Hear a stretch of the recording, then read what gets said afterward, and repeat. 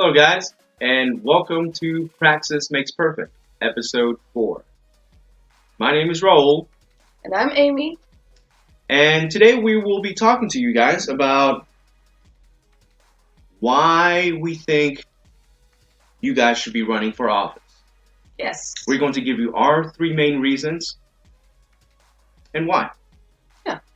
But let's begin this episode with talking about what this actually is the beginning of, which is a 4-part series that we will be doing.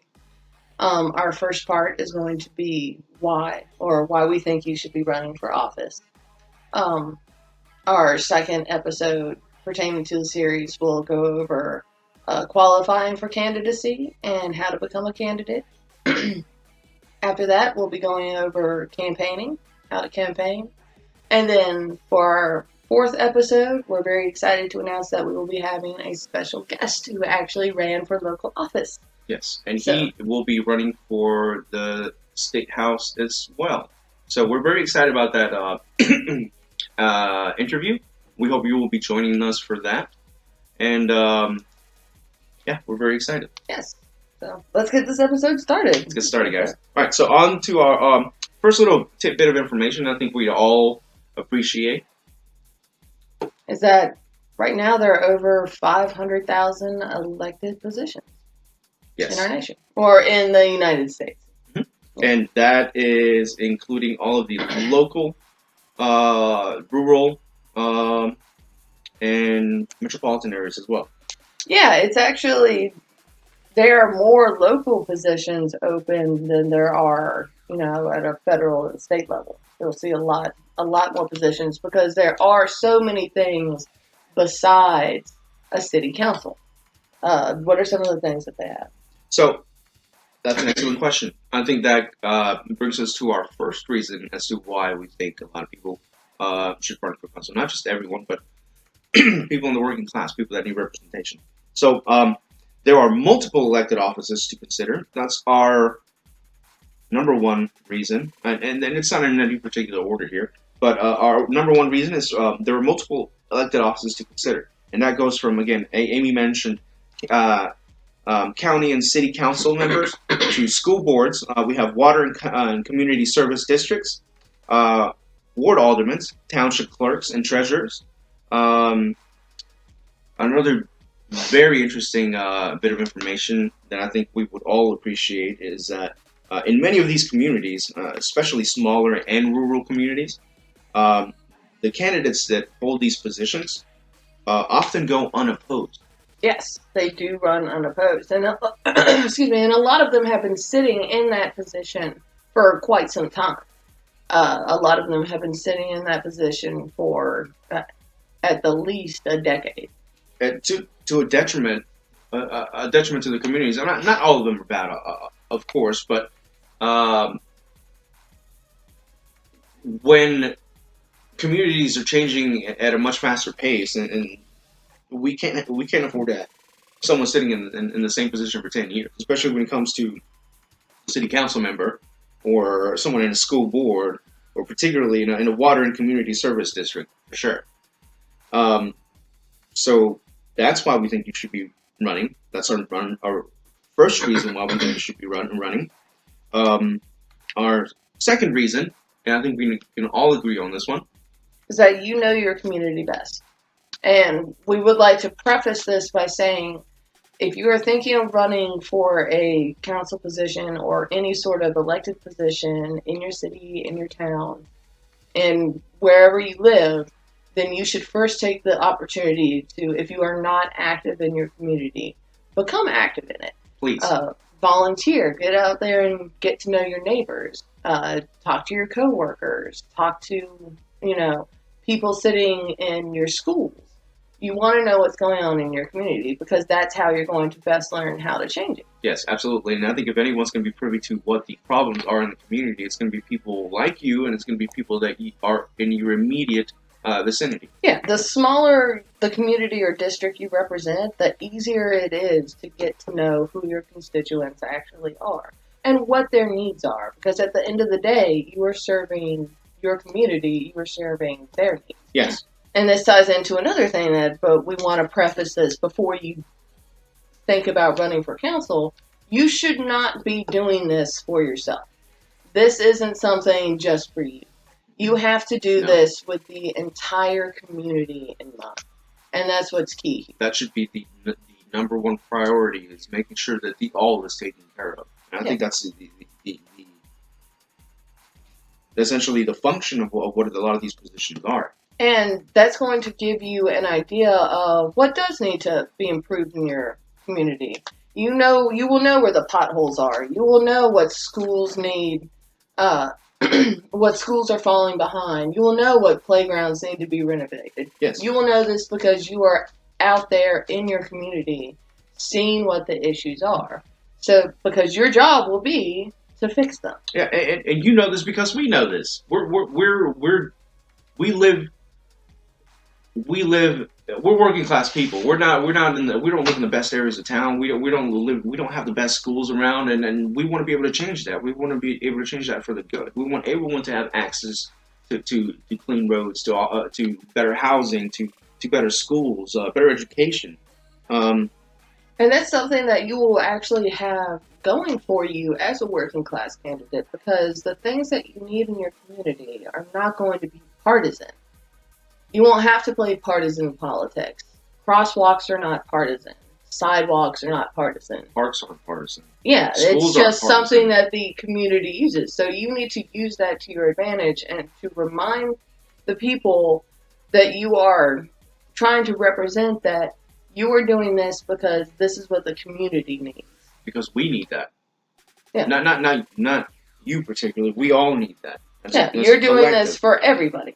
You're not doing it for one group or another. You're doing it for everyone as a whole. And that's going to be how you get people on board with your message, is to remind them that what you're doing isn't just for the good of you or for the good of the few. It's for the many. Absolutely. Yeah. Absolutely. I don't think we can afford to rely on a lot of these already established politicians to give us a lending hand. And another thing that's going to help your community once you get out in it is that you will get to know who your connections are, because you'll want to know who the nonprofits are in the area. You want to know what organizations will be able to help you in your campaign.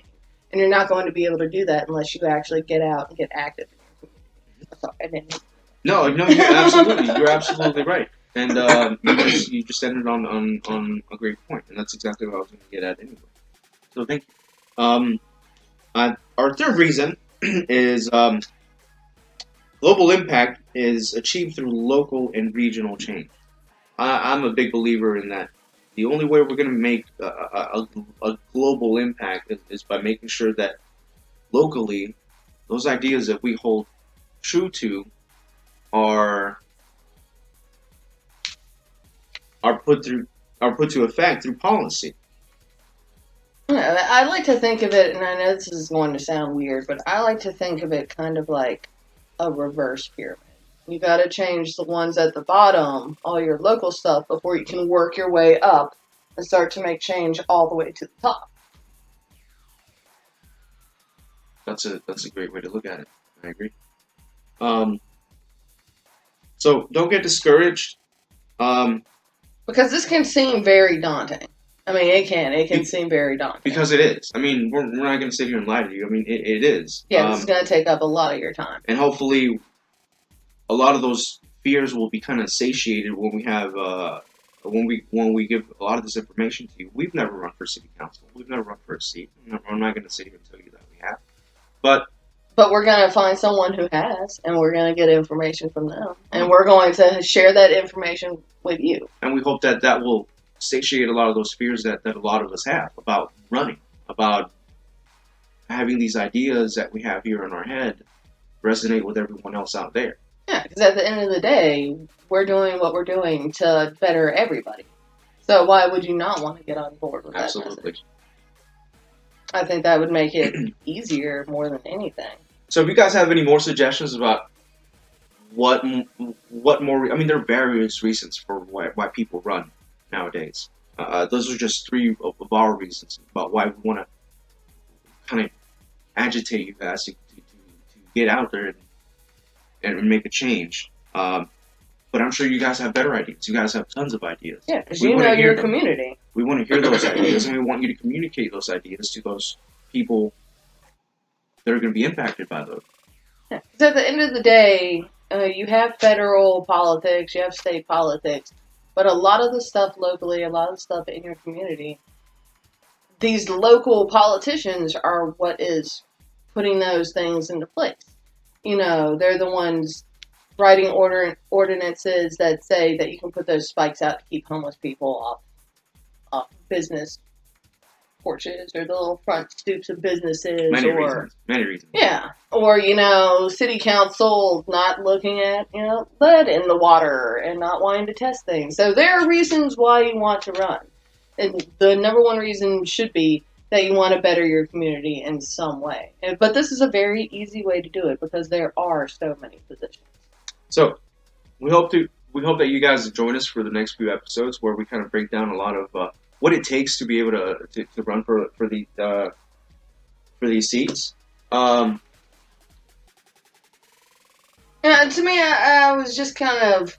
I don't want to say that I'm pitching the idea of running, but I want to pitch the idea of running to everybody because that's something that if you are able to, and it's something you want to do, you should try to do, and you shouldn't feel hindered from doing that, or you shouldn't feel like it is too out of your realm, or that you're not politically savvy enough, or that's anything absurd. like that. It's when ridiculous. It comes to making you the local, still, you can still make local change, and without having a you law won't need degree. help. You don't need a law degree to make an impact in your local community. No, you just need to know. You don't need to be a local constitutional lawyer to have a seat on the city council. And that's why you have people like us that want to. I made up a word today. It was technolutionary, which is, we're using technology to bring forth this revolution of getting back into our communities and being the change that we want to see in our communities. So we hope you guys take the initiative and at least kind of put your fingers out there to see what's out there for you. There isn't just a city council. There's school boards again. There's water and community services. There's just all kinds of offices for people. Yeah, see what is available in your community, and then come back and see us on the next episode. Because if you see something that you want to run for, we're going to start teaching you how to run. So just to reiterate, our first reason for why we think you should run for city council, or for any office, literally, is that there are multiple elected offices to consider. That's our first one. Our second one is that we are the community, collectively. We are the community. We are the government. And our third one is that global impact is achieved through local and regional change. And you are that change. We are that change. Yes. And we can be the change. We can be the change that we want to see. So definitely, we hope that you come back and hang with us, because we're going to be walking you through how to do this. And then at the very end, we will have our special guest here who is going to give us some ideas of what it's like to actually run. Yes, he's gonna. Yeah. We're excited about that interview, and we hope that you guys can get something out of it as well. Yeah. So definitely, if you have questions that you want to ask our interviewee, that let us know. Post them in the comments. Please. Post them on Praxis Makes Perfect on Facebook. Post them in the comments on YouTube, and of course, ring the bell and subscribe to us. That way you will know when there is a new episode. Or if we just upload, because we've got some cool stuff coming up that's not necessarily tied into what we're doing right now, that we still are going to be putting up on Praxis Makes Perfect. So you'll get alerts whenever we do that. Mm-hmm. Thanks for joining us, guys. Yes, thank you. And we hope everyone has a good evening. Get out there. Good night from Praxis Makes Perfect. Good night. Remember, agitate, educate, organize. Good night.